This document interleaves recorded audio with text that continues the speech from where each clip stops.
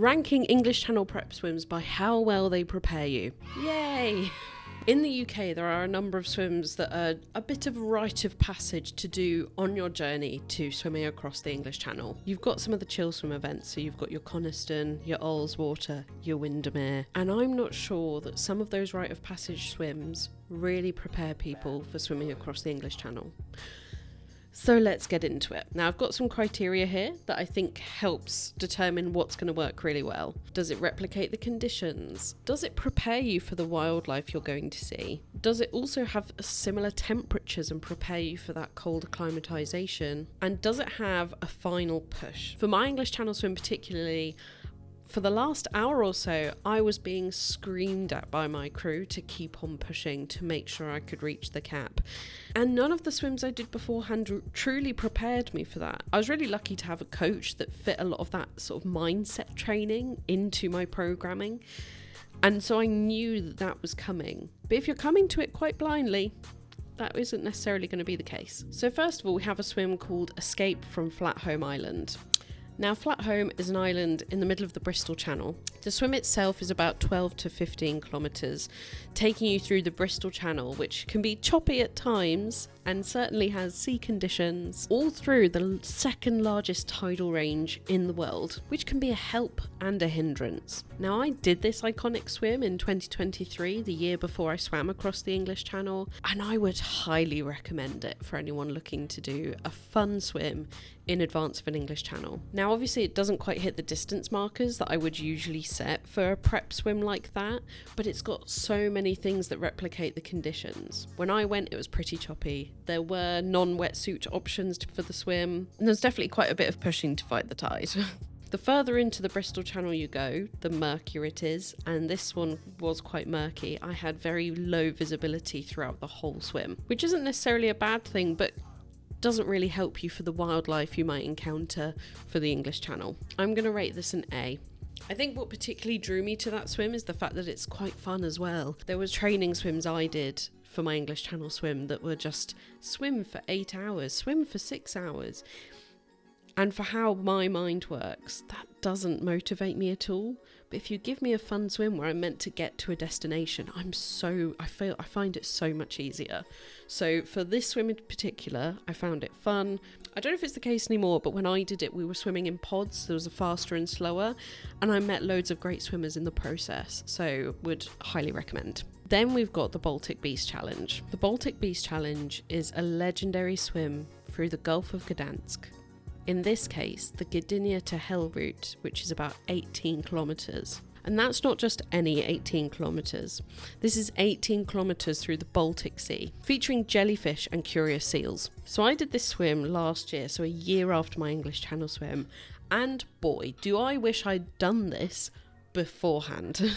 There were so many parallels with my English Channel swim that it felt like I was having some sort of deja vu in the process. So in terms of the criteria, the distance was much closer to that of an English Channel swim. And if you're not used to swimming with jellyfish, this is a really great swim to get you acclimated to it, because I had loads of moon jellyfish. There were so many. In terms of temperatures, I did this swim in about September when it was about 18 degrees and my English Channel swim had a balmy 15. But that was in June. So I imagine that actually the temperatures, depending on the time of year, could be much cooler. In terms of replicating the conditions, whilst there wasn't like a tidal push in a certain direction, we had lots of wind when I did my swim. So I felt like we were constantly swimming round to the right in circles, but that was just to keep us going straight. One thing though that I think makes this swim so much better as a prep swim is the final push. So as you're coming into Hel, I think the last 1 or 2 kilometres, there's a shipping lane. The boats there aren't as familiar with having swimmers in the area, so they are unlikely to stop for you, and you would instead need to stop for them. But it's certainly motivation to keep you pushing. And it's for that reason the Baltic Beast Challenge is going to S tier. I think with that swim, what put the cherry on top for me was how great the food was. The carb loading was excellent out in Poland. pierogi left, right and centre. I loved it. And I was lucky enough to be staying in Gdynia, and it's honestly such a wonderful place. I would happily go there again to do all of the swim challenges that are out there. In terms of the Baltic Beast Challenge, they do also offer a longer version of 25 kilometres between Gdansk and Hel. So there really are a number of options open to you. Now we're getting into some other options here, but the Bristol Channel routes that are shorter are notorious for also being tougher in certain areas, meaning that whilst they might not be as long, they might have greater intensity to them, which also require quite a push. I would actually put these around the same as the Escape from Flatholme Island swim. It's similar sort of conditions. Some of them could be longer, so these will also go in A. Windermere. So this is one of the classic swims that in England is considered a bit of a rite of passage. It's about half the length of the English Channel. It doesn't necessarily replicate the conditions in that it's freshwater. Although it can definitely still be choppy, it doesn't necessarily have the right wildlife for you to feel used to the kind of things you're going to see in the English Channel. Windermere is a large lake, and so you can get cooler temperatures there, but it doesn't necessarily have that last push. One redeeming quality is that Chill Swim do offer a Windermere mass start event, which is considerably cheaper than a lot of other swims that I'll be talking about today. But in terms of the actual prep, it's going in D. I know. It's a really lovely swim, really great for making sure you're getting those distances in, but otherwise there's so little it actually provides you for the English Channel. And it's for that reason as well, Ullswater and Coniston are also going much lower. Don't get me wrong, Coniston is one of my favourite places to swim in the UK. I did a 2-way Coniston last year, and it's gorgeous there. The water is so clean and clear, but it's just not channel swim prep in the same way as some of the other swims. I haven't included 2-ways on this tier list, but I think that may bump it up further, particularly as a 2-way Windermere is the same sort of distance as you'd be swimming for the English Channel. It's really great mental training. When I did my 2-way Coniston last year, mentally, on the way back, it was terrible. It was terrible. And mentally, it was a really tough swim, not necessarily some of the physical training that you need. Don't get me wrong, they are challenges in their own right with their own issues. When I did Coniston, it was the bank holiday in August. And actually, the boat that was accompanying me for the swim had to keep moving stand-up paddleboarders out of the way who did not know how to stand-up paddleboard and control themselves. For sure, they've got their own challenges, and that doesn't take away from the mental and physical endurance needed to do some of those swims, for sure. So if I was planning milestone swims for the English Channel again, I'm not sure I'd necessarily include those. The Thames Marathon. The Thames Marathon is a 13-kilometre downriver swim in the River Thames. The distance is divided into 4 sections where swimmers leave the water at different locks where snacks and drinks are available before re-entering the river. I first did this swim when we were coming out of lockdown, and I did it again as a skin swimmer in 2023, again ahead of my English Channel swim. It is a really nice swim, but it doesn't really do a lot in terms of prepping you for the English Channel. It doesn't necessarily replicate the conditions. Most of the chop is caused by other swimmers. The most I've seen of wildlife in there is the aftermath of duck lice. It's not that deep, and so actually it's been fairly warm when I've done the swim in the past, and there isn't much of a final push because it's downstream the whole way. F. Next is the BLDSA's Champion of Champions. Now, the BLDSA is the British Long Distance Swimming Association. The Champion of Champions event is where you complete 3 swims, so 5 miles, then 3 miles, then 1 mile, doing laps in Dover Harbour. It's a non-wetsuit event, and there's a gap in between each of the different swims. Over the last 10 years, the water temperature when this event happens has averaged 14.3 degrees, but the event has even taken place in lower temperatures, like 12 degrees Celsius for our American viewers. Now, this one does quite good in terms of the criteria here. Replicating the conditions. For those of you who might be familiar with Dover Harbour or where Swimmers Beach is, Dover. It can still get quite choppy, and you're protected generally from the big ferries and things. I was seeing loads of the same wildlife in Dover Harbour when I in the run up to my English Channel swim, so naturally I think this is going to have the same sort of vibe. Temperatures, absolutely, that's cold. Objectively, that is pretty cold for an English Channel, for any sort of marathon swim. And whilst it doesn't have the final push, it certainly encourages you to have to keep going when your body has already rested. So not only are you acclimatizing, you're also then pushing through stiffness as your body has stopped. And it's actually quite a good way to do it, because you end up being able to fuel in between quite appropriately. And whilst 9 miles isn't a huge distance, it's a really great build-up for an English Channel. I'm going to put that in B. And the next one is BLDSA's Torbay event. The BLDSA Torbay Championship covers about 8 miles, taking place across a large semicircular bay on the south coast of Devon. And it's recognised as one of the toughest swims on the BLDSA calendar. Now, a tough swim in the sea, it's hard to beat something like that for the English Channel. The distance is only about 8 miles, and I haven't done this event myself to be able to talk about what the conditions are like necessarily, but it's in the sea and I can guarantee there's going to be some fierce competition. Looking at how far it takes you out, I think it could definitely be at least a C. If you disagree, put it in the comments and we can talk about it. Next up is Swim the Night. Whilst there is a Swim the Night brand, there are a number of these sorts of events that have the format of 1 mile on the hour for 12 or 24 hours, non-stop. So whatever you don't swim within the hour, you are left to rest and refuel. Now, the actual events with Swim the Night are in Lidos, so it's not quite got the conditions needed, and there'd probably be quite a bit of support from push-off. I don't quite know what the lane setup is like and if you're able to swim and draft off other people, in which case it could be significantly easier. There are a number of swim events out there that do the mile on the hour for 12 or 24 hours in outdoor swimming conditions, though none in the sea. I've only ever seen it in freshwater lakes usually. However, it does have one of the challenges that many of these swims don't necessarily have, which is night swimming. Swimming through the night when you're tired is a completely different skill altogether. Even better so when you're then doing it in outdoor conditions where you don't necessarily know what's going on about you. So, whilst it can be good, and certainly 24 miles in kilometres, 24 miles is about 38.6 kilometres, and the English Channel is 33. I'm going to put this one up at B. I think it is a challenge in its own right, but I think it's important to note where you're doing it. Ideally outdoor conditions for the English Channel, and definitely not in a heated and lit up Lido. Of course, that doesn't take away from the challenge it actually is, because it's pretty gnarly. Jersey to France.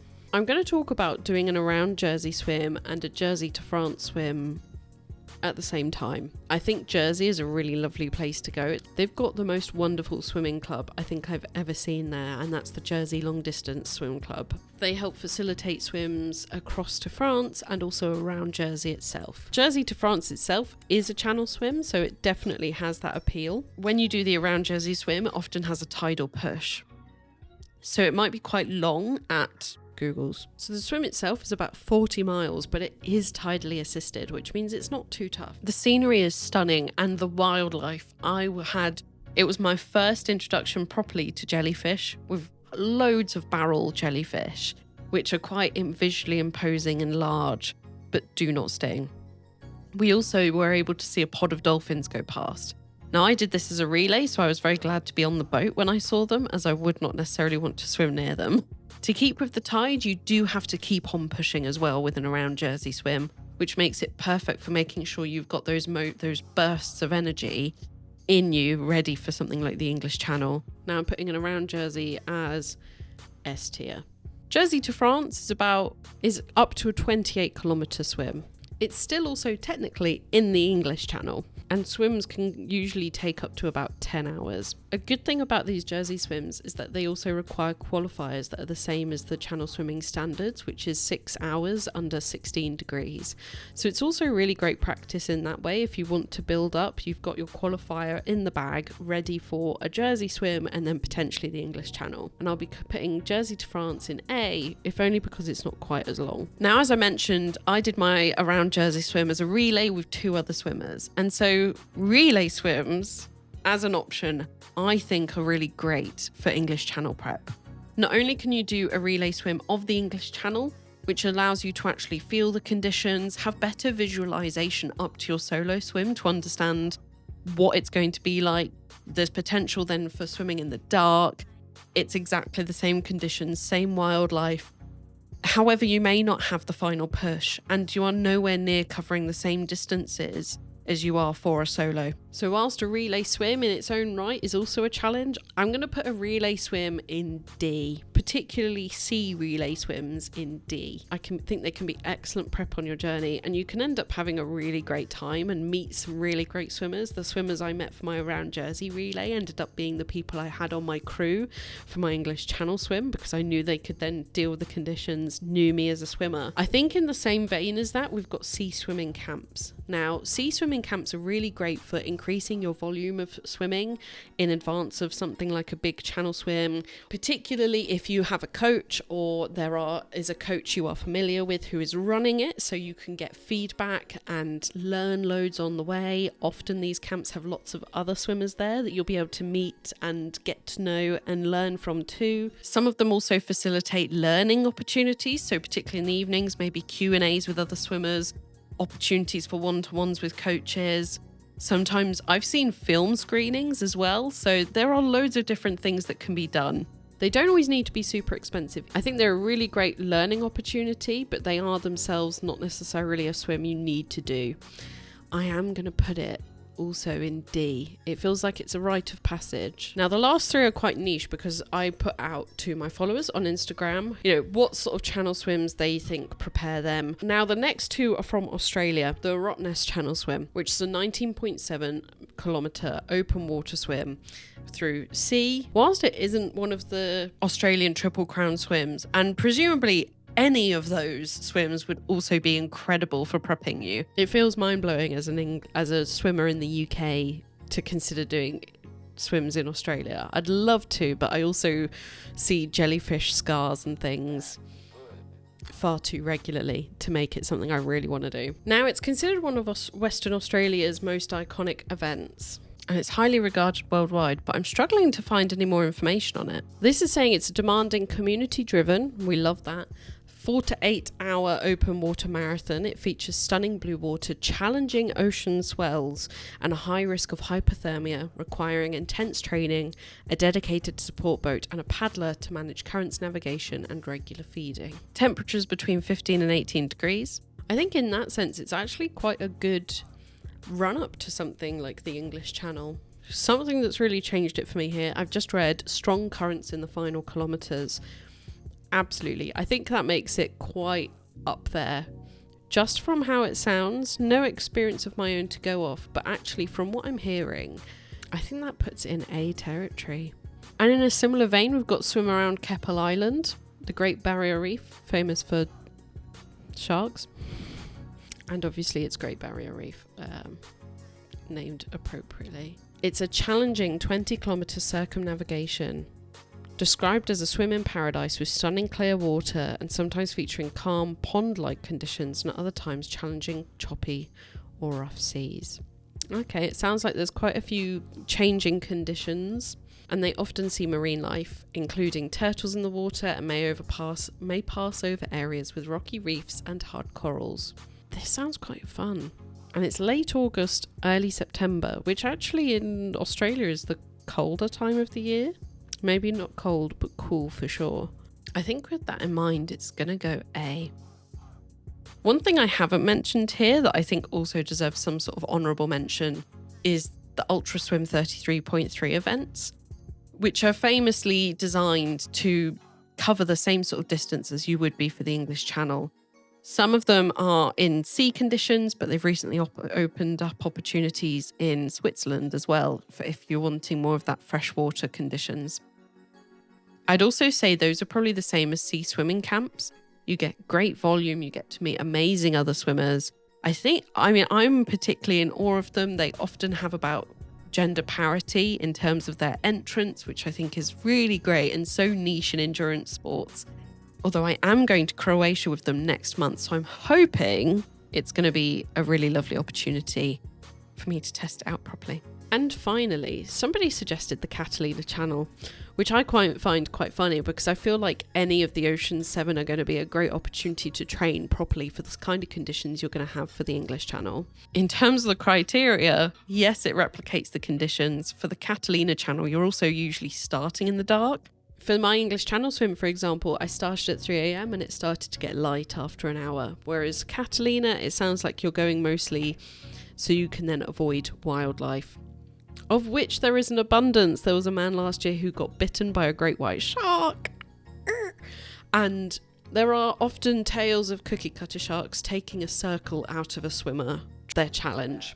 And in terms of a final push, I haven't necessarily heard of that, but I have no doubt that it will be challenging in its own right. So I'm putting the Catalina Channel swim, and any other Ocean 7 swim for that matter, as S tier. Now, these are just a small slice of the opportunities there are for long distance open water swims in the sea across the world. But hopefully I've given you a great idea of where to start on your journey to the English Channel if you're looking for something to help you build up in the process. I want to give you a reminder though that these events are expensive and the sea is cheap. Loads of opportunities to swim without feeling like you have to go into debt or sign up for loads of swims in the process. Do what's right for you. Did any of these surprise you? Was there something in particular you think I missed out? Let me know in the comments and subscribe to see my next video. Bye!